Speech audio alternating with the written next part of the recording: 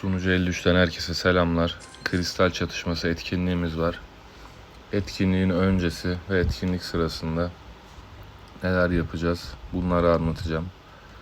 Etkinlik dükkanı var. Orayla ilgili de bilgileri vereceğim. Kristal çatışması etkinliği yine her zaman olduğu gibi düzenli etkinliklerde bu şekilde görünüyor. Kayıt aşaması oluyor. Saat kayıtlarını yapıyor klan yöneticileri. Daha sonra da 2 tane lejyon belirliyor. Şuradan işte lejyonları belirleyebiliyoruz. Şu an kayıt aşaması bittiği için lejyon tekrar belirlenmiyor. Lejyon 2 tane seçiliyor. 30 as, 10 tane de yedek oyuncu seçiyoruz. Bu 10 yedek etkinlik başladı. İlk 3 dakika içinde as oyunculardan biri gelmezse, ki gelmeyen illaki oluyor, direkt yedekler girebiliyor. Savaş zaten ilk 3 dakika başlamıyor. Burada şöyle bir fark oluyor Lejyon 1 ile 2 arasında. Lejyon 2 kazansa da kaybetse de ödül alımını etkilemiyor. Lejyon 1'in sonucu önemli. Eğer Lejyon 1 savaşı kazanırsa Lejyon 2'de olanlar da ittifak ödüllerini alıyor. Eğer Lejyon 1 kaybederse Lejyon 2 kazansa bile ittifak ödüllerini alamıyor. Şimdi burada kayıt sonrasında şöyle, yani içeri anlatıyor. Bu şekilde iki tarafı bir köşelere atıyor. İşte içeride şöyle hapishaneler var. Şöyle kristal toplamalar çıkıyor. Bunların hepsini anlatacağım. Etkinliğin içinde de anlatacağım. Uzun bir video olacak. Zaten savaş da uzun sürüyor. Bir de roller var. Önce şu kaleleri anlatayım. Bakayım. Evet. Şu kristal demir hapishaneler. Kristal demir hapishane tek bir tane oluyor ortada. Yani verdiği kontrol ve sürekli işgal puanları yazıyor. Dakikada verdiği işgal puanları. Bu merkez kale oluyor kristal demir hapishane. Hemen açılmıyor başladığında. Kalkanı oluyor. Bu kristal demir hapishanenin ve bazı merkezlerin kalkanı oluyor oyun açıldığında. Merkez kale en çok puanı veren yer. Buranın işgali de uzun süre tutmak gerekiyor. İyi puan veriyor. Kristal demir kaleler. Bunların sayısı daha fazla. Bunların da yine işgal puanı ve ilk kontrol puanı yazıyor. Bu kalelerde sadece bize kristal veriyor. Herhangi bir ekstra bonus yok. Kristal hapishane de yine aynı şekilde. Görüyorsunuz zaten. Şurada. Bu da kristal demir kaleye göre biraz daha az veriyor. Sonra sığınaklar var. Bu sığınaklar kontrol edildiğinde kristal puanları kalelere göre daha az veriyor ama şurada gördüğünüz gibi bütün klana SP ve ölümcüllük veriyor %15. Burasının kontrolü bizdeyse. Bombacı komuta merkezi var. Yani şöyle, bu kontrol edildiğinde bombacı komuta merkezi yine aynı sığınak gibi kristal 1600 veriyor. Dakika başı da 320 veriyor. Bunun ekstrası şu: düşman kalelere sürekli saldırı yapıyor. Kontrolü bizdeyse eğer. Ve bu saldırılar düşmanın saldırı ve savunmasını düşürüyor. 4 kere de birikiyor. Yani %10 düşürüyorsa 4 turda toplam %40 saldırı savunma düşürüyor rakipten. Buranın kontrolü de önemli oluyor. Merkeze, şu kristal demir hapishaneye sürekli saldırı yapıyor bu bombacı komuta merkezi. Kontrolü bizde de olsa, rakipte de olsa sürekli merkeze yapıyor. Diğer yerlere kontrol eden kişi değil, karşı taraf saldırı alıyor. Şu diğer hapishanelerde vesaire. Şimdi de enerji merkezi var. Burası da yine aynı kristal puanını veriyor. Bu işlevsel yerlerden şöyle alana girdiğimizde bize 12 dakikada bir, yani 60 dakikalık oyunda toplam 5 tane ışınlanma hakkı veriyor. Eğer enerji merkezinin kontrolü bizdeyse bu 6 dakikaya düşüyor. Ücretsiz ışınlanmanın bekleme süresi haricinde elmas harcayarak ışınlanma kullanabiliyoruz. O da katlanarak gidiyor. İlk ışınlanma 8.000, sonra 16.000 gibi ışınlanma. Bu da önemli. Bir de arıtım merkezi var. Bu arıtım merkezinde yine zaten kontrol ve işgal puanları yazıyor. Şu ekstra etkisi kontrol süresinin azalmasını %50 azaltıyor. Yani biz bir yere, işte şurada yazıyor ya, kontrol ve işgal puanları. Bir yere saldırdık ve kazandık. Oranın işte örnek veriyorum 1 dakika kontrol süresi var. Ama 1 dakika diye hatırlıyorum, yani bu arada yanlış olabilir o. Buna sahipsek, bunun kontrolü bizdeyse o da süre yarıya iniyor. İşte 1 dakika ise 30 saniyeye iniyor. Burada yazıyor mu kaç saniyede kontrol ettiği? Yani, neyse, öyle hatırlıyorum ben. İşte burada ödülleri gösteriyor. Topladığımız puana göre verdiği.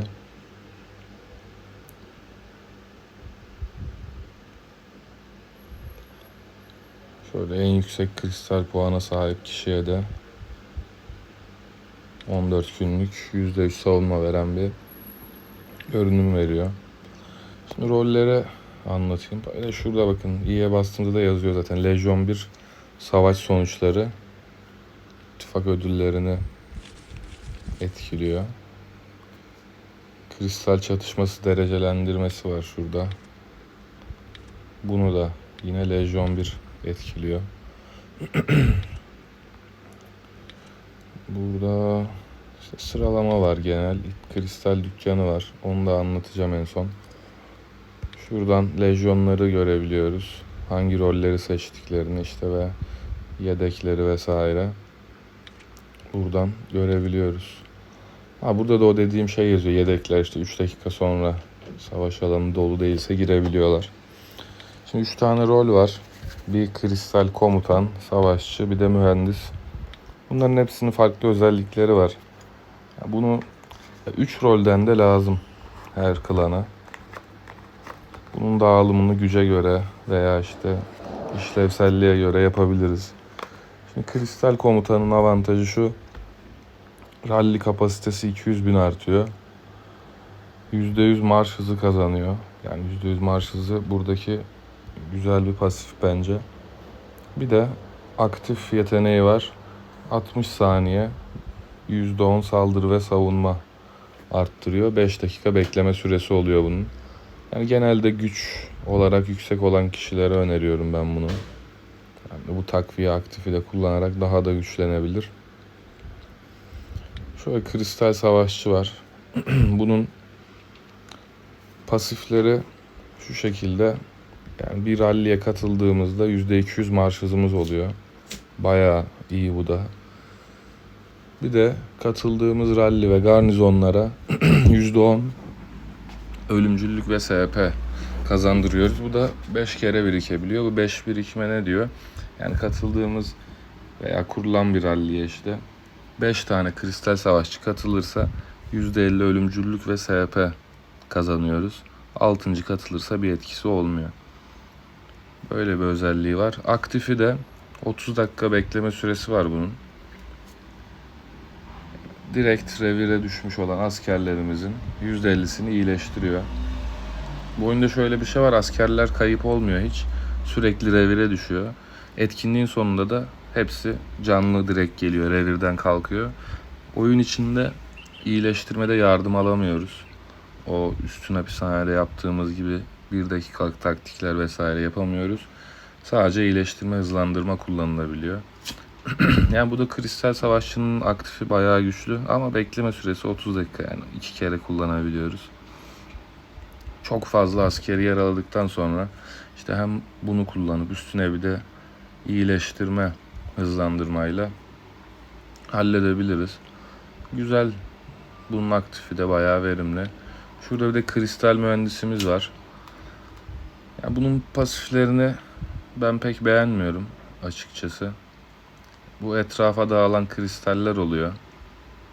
Onu zaten yine oyun içinde göstereceğim. Şu az sonra şuradan da göstereceğim, birkaç görüntüsü var. Onları toplamak ek olarak %50 ittifaka ve kişisel puanımıza arttırıyor. Bir de kristal depolarından kristal toplama hızımızı %100 arttırıyor. Kristal depoları da bu etrafa dağılan kristaller de belli zamanlarda geliyor haritaya ve gidiyor. Bunun aktifi güzel. 10 dakika bekleme süresi var aktifin. Ne yapıyor? Bizim ücretsiz TP'mizin bekleme süresini sıfırlıyor. O 12 dakika dediğim TP, ama şöyle bir şey var.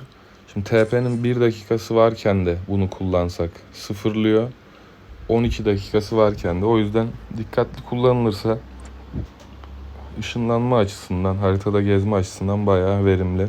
İşte bu aktifi kullanarak etraftaki kristalleri, depoları toplamak için bir görev. Ben bugün kristal savaşçıyı seçeceğim.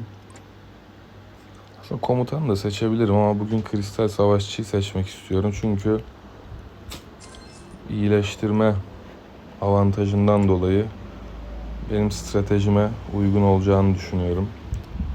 Bugün böyle bir şey yapacağım. Şimdi şu dediğim yerde, burası harita şeklinde. Bu da işte hapishanelerin yerlerini söylüyor.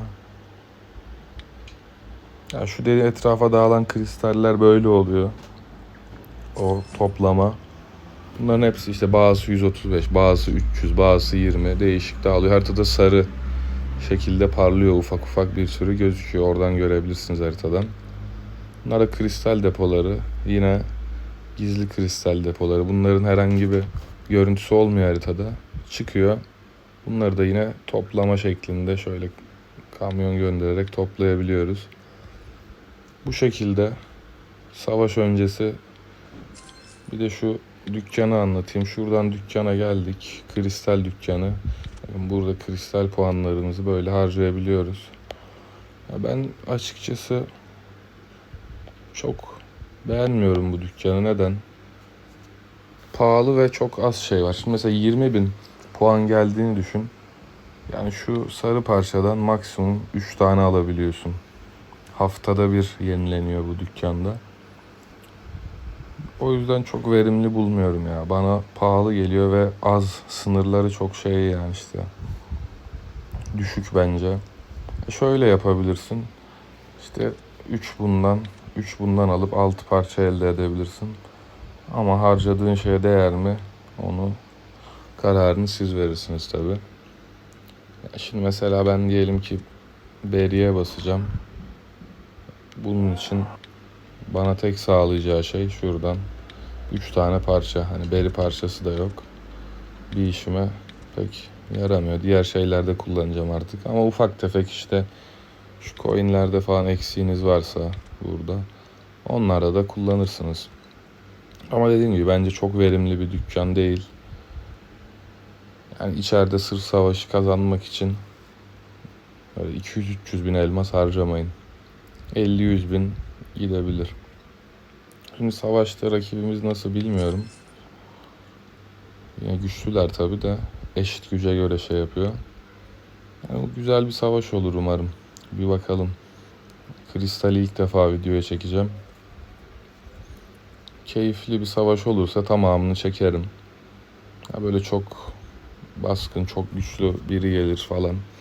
Ya da biz çok baskın olursak parça parça videoya çekerim. Ya kullandığım taktiği de anlatacağım savaş sırasında. Etkinlik başladığında şuradan tıklayıp savaş alanına gir diyoruz.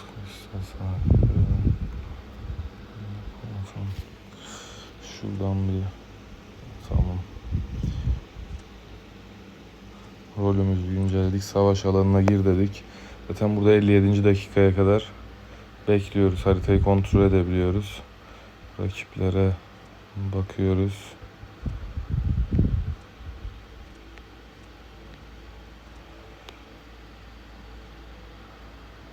Anlattığım yerler buralar. İşte enerji merkezi, diğer Demirkale, hapishane var, kristal. Şurada sığınak, yani şu merkez hapishane ve Şu bombacı komuta 13 dakika sonra açılıyor. Yani savaş başladıktan bir 12 dakika civarı mı? 50 desek evet 12 dakika sonra açılıyor. Bunlar direkt savaşla birlikte açılıyor. O üçü daha geç açılıyor. İşte burada bombacı merkezi var. Şurada enerji merkezi. Şurada bir arıtım merkezi var. Burada sığınak var. Şuradan şuna basıp haritayı da görebiliyoruz. Bu işaretlediğim şu sarı bölgelerde de toplamak için kristal depoları çıkıyor. Buradan takip edebiliyoruz haritayı da. Şimdi başladığında kesik kesik şekilde videoyu yapacağım. Şöyle şunu kullanalım. Şunu da kullanalım. Başka kullanacağım bir şey yok. Şimdi en baş ben bir saldırıya geçmiyorum. Haritayı takip ediyorum. Kim ne yapıyor diye. Rakipler nereye yerleşiyor vesaire. Bir ona bakacağım. Çünkü rakiplerin askerlerini önce indirmeye çalışacağım. Şuradan gitti zaten hemen oraya. Takviye atan var mı onlara bakıyorum. Aslında bu arkadaşı yenebilir miyiz bilmiyorum. Asker sayısı fazla olabilir. Bakalım. Şimdi bir zamanı geldi. Hemen gözümüze kestirdik. Bir saldıralım bakalım. Burada marş hızı veriyor bize bu arada. O sürekli yenileniyor bu bir de sürelerde oldukça. Şuradan baktık güzel. O marş hızlarını kullanın o yüzden. İşte ona bir tur saldırdıktan sonra şöyle üst üste zaten kuvvetli bir 2-3 kol var. Saldıracağım. Bu arada 3. kolda Mia yerine Lofili ile saldırmayı tercih ediyorum normalde. Şu an yanlış saldırdım. Mia ile saldırma en son yani 4. 5. kolda artık kullanmak gerekiyor. Arkadaş da bize mi saldırıyor? Şimdi onu vurduktan sonra şöyle bir şey yapacağım. Onun saldırısını aldım mı? Savunmuşum. Dışarıdaydı askerler. Neyse. TP'miz bir tane boşa gitti ama sorun değil. Belki askerlerimin dışarıdaydı 2 kol. Belki dedim hani boşuna asker yaralanmasın diye bastım TP'yi. Şurada bir olay mı var? Yaktılar onu. Tamam. Şuraya şimdi bir gönderelim. Birlikleri. Burayı tutuyorlar. Şuraya da gönderelim.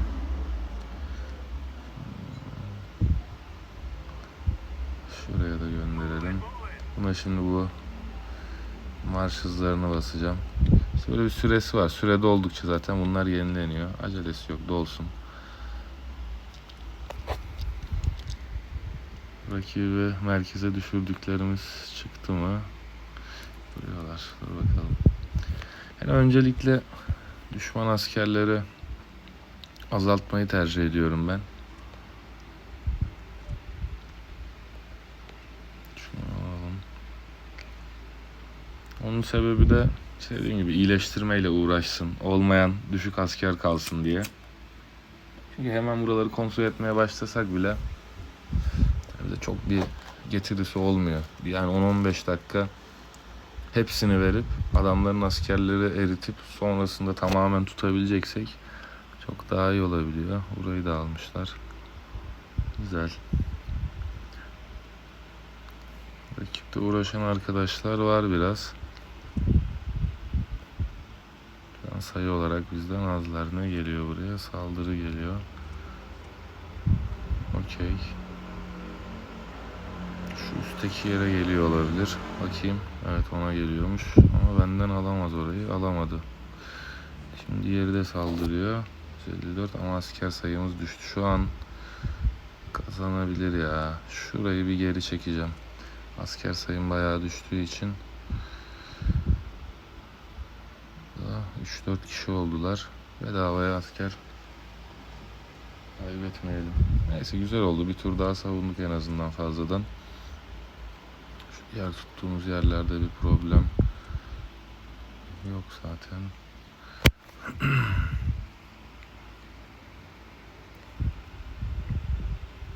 Nihat da buraya aldı. İşte bu şekilde önce rakibin askerleri indirip, mesela işte ilk yaptığım saldırıda adam direkt kaleye saldırdı. Hem askeri dışarıda hem en güçlü kahramanları dışarıdayken kaleye saldırmak yerine adama saldırdım. İşte şu şekilde ilk saldırı ne yaptım? Şunu yaptım.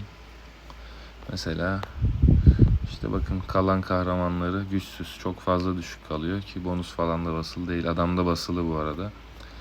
Patlatmış olduk. Bayağı bir iyileştirme harcaması lazım. Ya da uğraşacak az askerli, her türlü avantajımıza. Ondan sonra da kalelerin kontrolü daha kolay oluyor.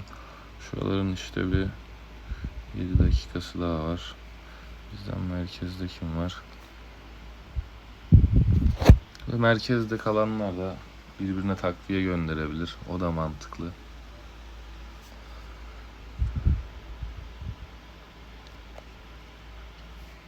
Ekipte de gelen oyuncular oluyor. 10 kişiler ama bayağı bir düşürdük. Burada bir itfaiyeci varmış.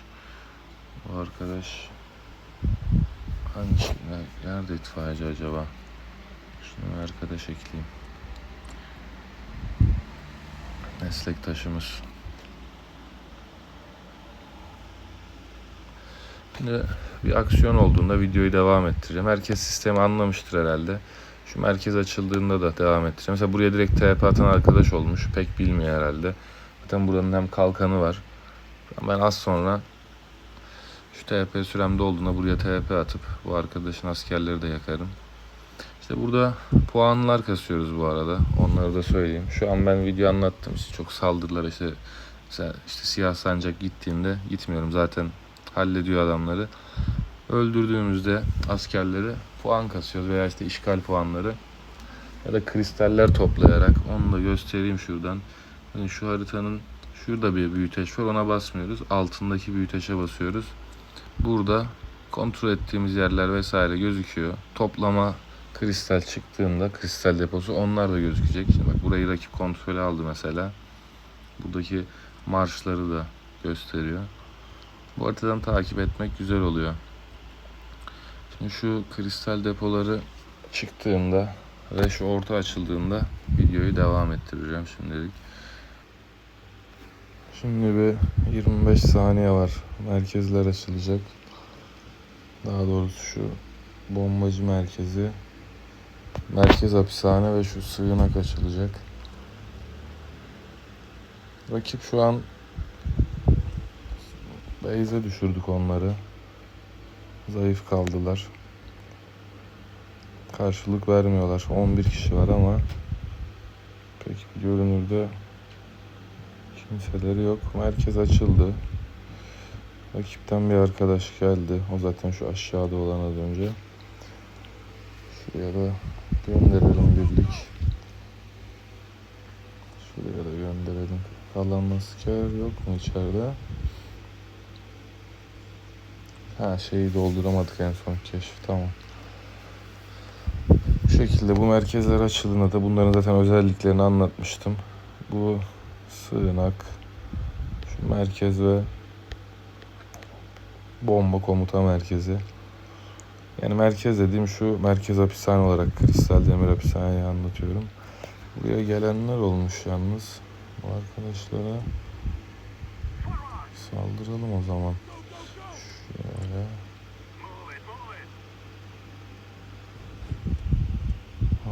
Asker. Güzel askeri varmış.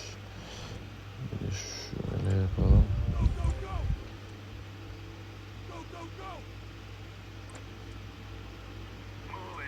Askerlerini 600'den 45'e düşürdük. Güzel. Bu arkadaşı da saf dışı bıraktık. O da merkeze asker göndermiş. Ama pek bir etkisi olmayacak. Base'e düşecek çünkü. Şurayı alalım. Hero'larımızla. Bak, şu sarı haritada çıkıyor. Bunlar da şu toplama altınları. Bunlara harcı toplama marşı kullanabiliyorsunuz. O sarılar burada gözükmüyor. Çok küçük haritadayken gözüküyor. Diğer toplama depoları da bu küçükte gözükmüyor. Onlar da şeyde gözüküyor. büyük haritada gözüküyorlar. Şuraya da gönderelim. Şuraya da gönderelim.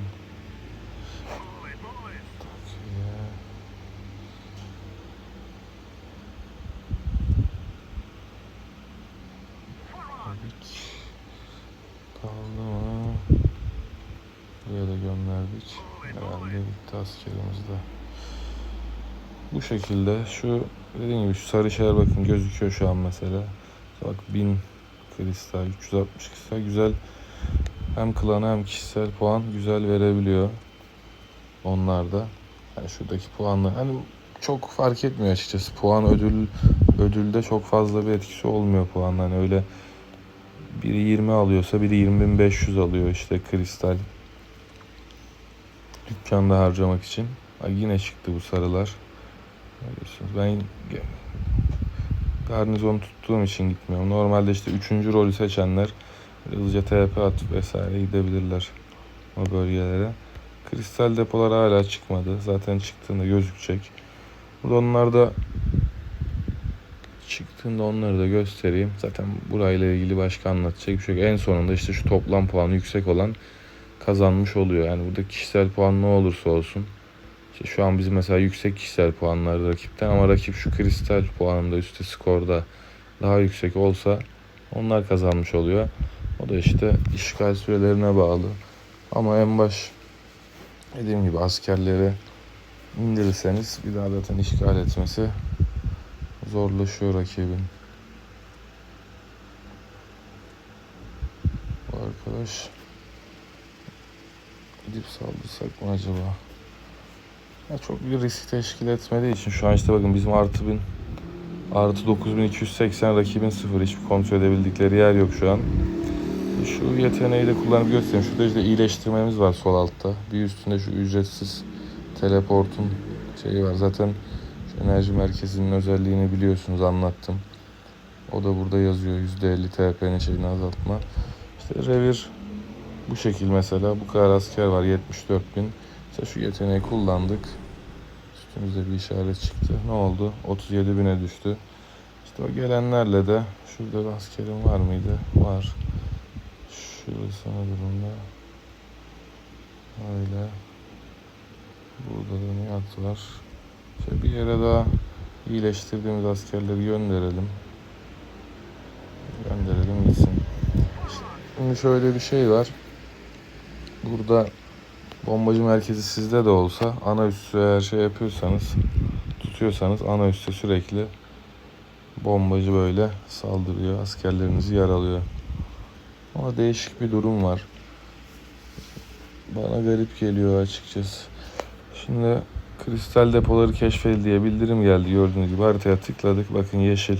Şu yeşillerin hepsi, gördünüz mü? Bak şu çevredeki yeşillerin hepsi kristal depo. Bunlar işte tıkladık. Bakın hemen kısa sürede güzel toplama puanları veriyor. Bu haritada yeşil gözüküyorsa onlar herhangi bir depoyu toplayan yok demek. Kırmızıysa rakip topluyor. Mavi ise de bizden birisi topluyor demek. Yani burayla ilgili başka anlatabileceğim ne olabilir? Özellik olarak da ekstra başka bir şey yok buranın. Şu kendi verdiği şeyleri var. İşte bunların bakın bonusları görüyorsunuz. Kontrol ettiğimiz yerlerden geliyor. Bazısı da kontrol etmesen de gelen şeyler. İşte şu yakma hızının artması, işte %100 iyileşme hızı falan. Yani %100 iyileşme hızını veriyor da yine de çok fazla iyileştirme kullanmak gerekiyor burada. Eğer rekabet olursa. Zaten bir önceki Kristal Savaşı'nda hiç rekabet olmadı. Rakip çok güçlü bir kişi var. Oydu. Onunla da pek bir şey olmadı. Tek olduğu için kazandık onu da. O videoyu hiç paylaşmadım. Bunda en azından 3-5 kişiyle savaşmış olduk. Öğrenmek isteyenler için daha güzel oldu. Rakip hala base'de duruyor. Çıkmadılar herhalde. Saldılar savaşı da. Bu şekilde.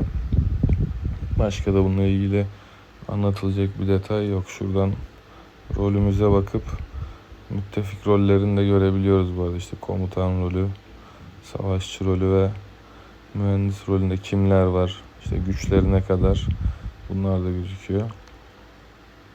Bu şekilde takip edebiliyoruz. İşte bakın şu an mesela bak kırmızı olmuş. Gördünüz mü? Hop, niye gözükmüyor? Heh. Bak mesela burayı rakip topluyor. Haritada hemen mavi olan var mesela. Tıkladık. Bizden birisi topluyor. Görüyorsun, bizim klandan. Yine yeşil olanlara baktığımızda da boş duruyor. Puan kasmak için iyi onlar da. Ben çok uğraşmayacağım puan için. Zaten kazandık. Hani puan için uğraşsan da dediğim gibi çok bir ekstra bir şuraya bir şey, kristal dükkanına bir şey vermiyor yani. 3-5 bir şey veriyor. Çok da önemli değil. Ben bu dükkanı pek beğenmiyorum zaten. Ufak tefek faydası oluyor. Yani burada harcadığım iyileştirmeye, elmasa değer bir dükkan değil bence. Ödül de değil yani. Hani ödül düşük, işte iyi bir şey kazanıyorsun vesaire, sana diyelim 25k kristal puanı geliyor. İşte şundan kristal coin'miş. Yani harcayabileceğin şeyler çok zaten sınırlı. İşte bundan 30 tane sınır koyuyor haftalık falan yani. Şundan 18 koymuş yani. Dediğim gibi yani burada hem bu sınırların daha yüksek olması gerekiyor, hem de verdiği şu kristal coin'in çok daha fazla olması gerekiyor. O yüzden eğlenmek amaçlı savaşabilirsiniz. Harcayabilirsiniz. Ben harcıyorum yani eğlenmek istediğimde. İşte böyle kolay rakip olursa, ama puan için harcamayın. Niye? Çünkü dediğim gibi şurada mesela örnek veriyorum, işte siyah sancak 2 milyon puan, ben 1 milyon puanım.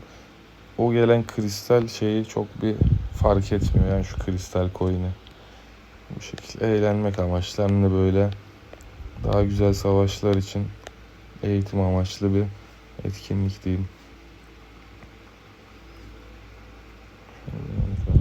Mesela teleport geldiğinde de yazıyor üstünde. Ya da süresi oluyor ya da ücretsiz yazıyor bu şekilde. Evet, etkinlik böyle. Son işte 35 dakika devam edecek. İşte bütün total her yeri kontrol ettiğimizde gelen puan da bu. Artı 10.080. Şu an bütün her yerin kontrolü bizde. Rakipte kontrol yok. Gelen puan 10.080 oluyor. Bir rekabet olduğunda değişiyor. Gel gitli. Güzel oluyor. Umarım sizin savaşlar daha eğlenceli geçer. Şurayla ilgili bir detayı vermeyi unuttum. Aklıma geldi, hemen onu da anlatayım. Şu bombacı merkezini aldığımızda şu hava saldırısına basıp garnizon kaptanıysak, işte şimdi ben şuradan atayım kendime. Şöyle hava saldırısı sevk edebiliyoruz. Ama düşman işte hiçbir binayı şu an işgal etmediği için gönderemiyoruz. Bu bombacı merkez dedim ya, sürekli buraya saldırıyor. Haricinde de işte kontrol eden kişiye böyle bir hava saldırısı hakkı veriyor. İşte şu şekilde zaten etkilerini anlatmıştım. Her dalgada artıyor. Şu an bunu da kullanabilsek güzel olurdu. Ama maalesef rakipte herhangi bir şey olmadığı için kullanamıyoruz onu. Kullanabilsek onu da göstermiş olurdum.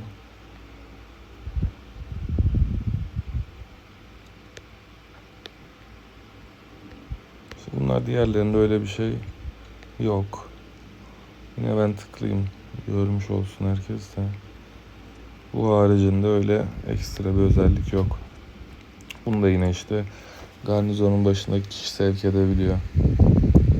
Ama yine de dediğim gibi bombacı merkezinin rakip buradaysa saldırması daha mantıklı olabilirdi, ama sürekli saldırıyor bu. Bu şekilde şurada yer varsa buraya da asker gönderelim. Bunu unutmuştuk, onu da anlatmış oldum. Herkese